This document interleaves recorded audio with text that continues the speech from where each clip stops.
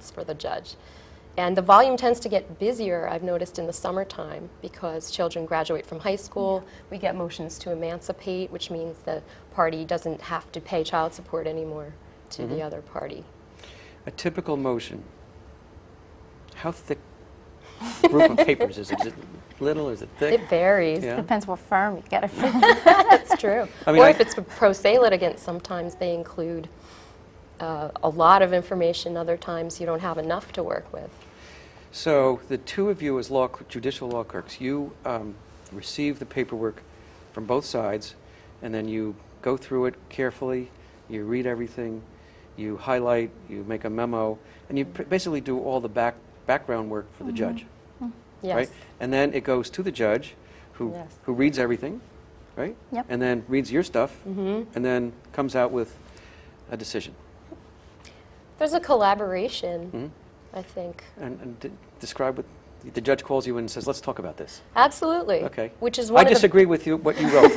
Well, it's one of the perks, I think, of being a law clerk is you get a real insight into how a judge thinks and how a particular judge takes certain facts and interprets them to make his decision. So I will absolutely collaborate with my judge and sometimes defend my recommendation. Other times he'll point out something so I can learn what he's thinking, and my recommendation can completely change. What's your batting average? 1,000. There you go. The judge usually wins. Yeah, that's true. The judge always Can't win wins, against right? the judge. Yep. Now, Lena, when you go through them with your judge, you do just the divorce and the just divorce and dissolution type cases, right? Yep. And how much work is involved in that part of it?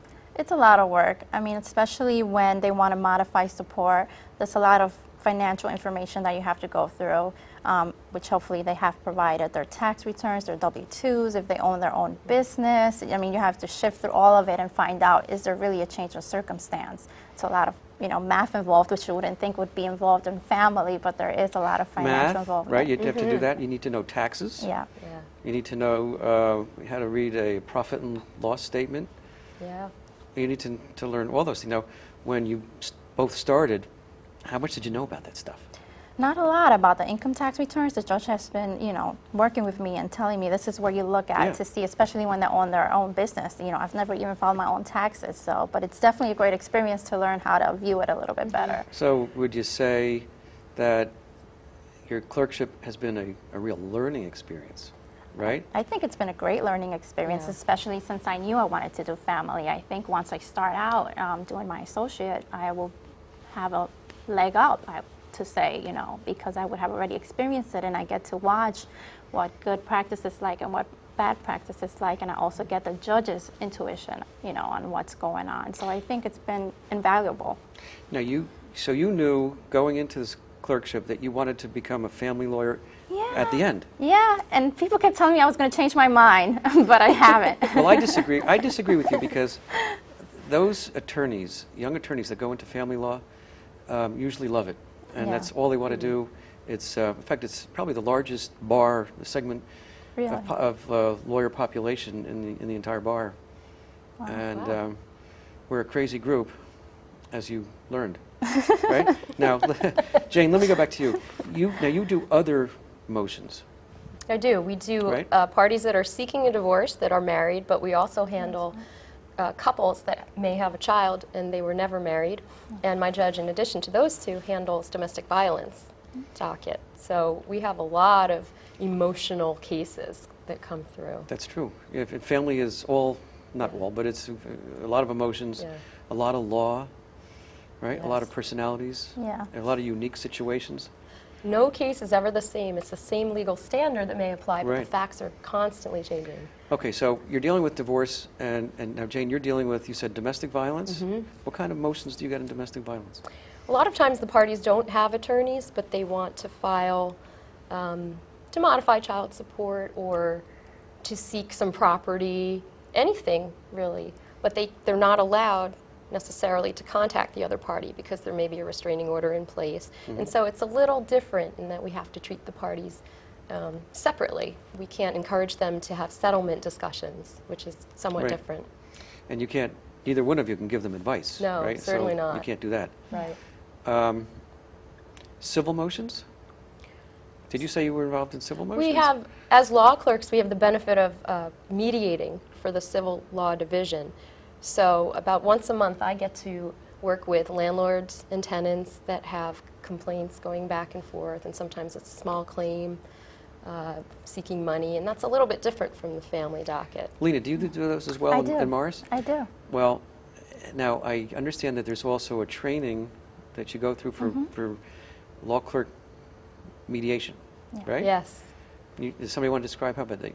Lena, you Well, I described what that took was. mediation in law school as well, so I kind of knew what it was like. It basically, the training was a great training experience. You basically practice, and they give you scenarios and how you would handle it.